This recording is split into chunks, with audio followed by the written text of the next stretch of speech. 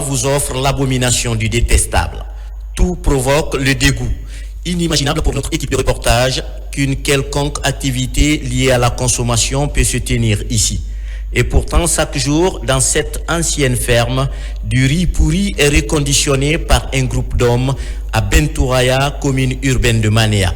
Une pratique malsaine découverte par l'Office national de contrôle de qualité après plusieurs jours d'enquête. Parmi les Guinéens, il y a des bons Guinéens. Il y a des gens qui sont soucieux de la population et qui collaborent avec le service de contrôle de qualité. L'aspect qualité, la prise en compte de la dimension qualité, je l'ai toujours dit que ce n'est pas seulement l'État, c'est tout le monde. Si les gens ne participent pas, ne nous accompagnent pas, on ne peut pas jouer pleinement notre rôle.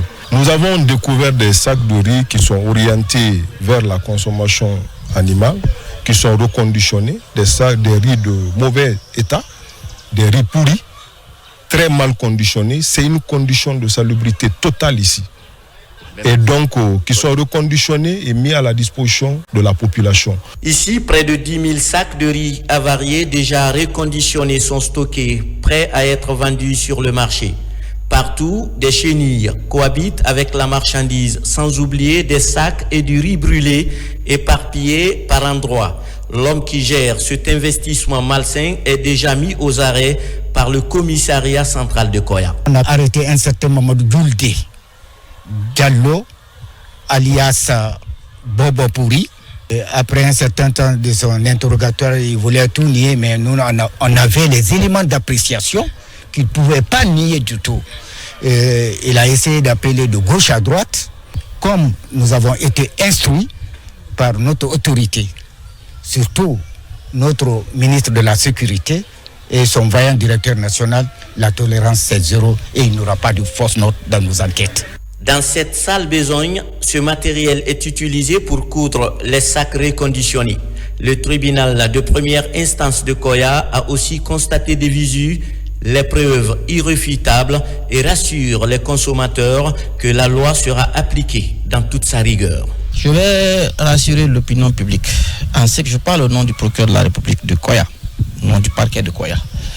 Ce dossier sera traité avec diligence, célérité.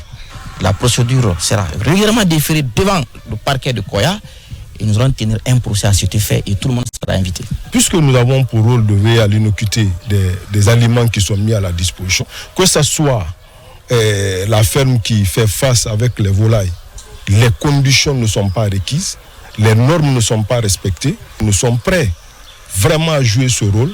Et nous avons aujourd'hui le soutien de Madame la ministre dans ce sens et nous pensons et nous sommes sûrs que nous allons trouver des solutions escomptées à la mission qui nous est dévolue. À côté de l'entrepôt de riz se trouve une ferme avicole appartenant à la même personne. Pour l'ONCQ, il n'est même pas normal que ces volailles aussi consomment ce riz avarié. Ce que nous avons découvert ici aujourd'hui dépasse l'entendement. Sincèrement, je ne pensais pas que des Guinéens pouvaient chercher de l'argent sur le dos des Guinéens en les rendant malades. Vous savez, l'État, c'est tout, c'est un tout. Nous comptons sur le ministère de la Justice à travers le tribunal de Koya, à travers les autorités locales de Koya, à travers la sécurité dans l'ensemble pour pouvoir vraiment dénouer cette affaire pour savoir quelles sont les responsabilités et agir comme telles et condamner ceux qui sont derrière toute cette forfaiture. L'autre infraction constatée est le fait de reconditionner cette alimentation pourrie dans des sacs dont les logos, au nombre de 5, appartiennent à d'autres opérateurs économiques. Ces derniers sont déjà informés de l'acte et comptent aussi à leur tour porter plainte contre l'opérateur véreux. Et disons qu'après l'élaboration